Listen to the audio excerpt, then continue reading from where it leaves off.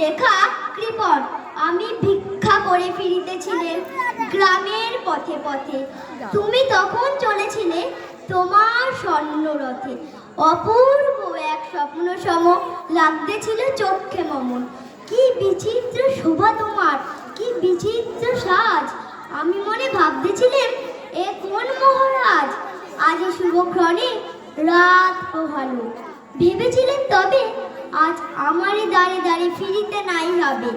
বাহির হতে নাই হতে কাহার দেখা পেলেন পথে। চলিতে রথ ধন ধান্য ছড়াবে দুই ধারে। মুঠা মুঠা কুড়িয়ে নেব নেব ভারে ভারে।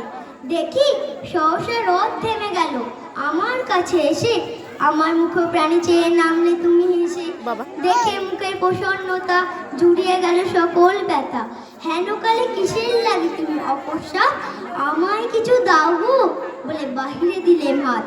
মরি একই কথা রাজা ধীরাজ, আমায় দাও গো কিছু। শুনে ক্ষণকালে তরে রহিল মাতা নিচু। তোমার কি বা অভাব আছে ভিখারি ভিক্ষুকের কাছে? একে বল কৌতুকের বসে আমায় প্রবঞ্চনা। ঝুলি হতে দিলেন তুলে একটি ছোট্ট কণা। যবে পাত্রখানি ঘরে এনে উজাড় করি, একই ভিক্ষা মাঝে একটি ছোট্ট সোনার কণা দেখি। মহারাজ ভিখারিরে স্বর্ণ এলো ফিরে। তখন কাঁদি চোখের জলে দুটি নয়ন ভরে।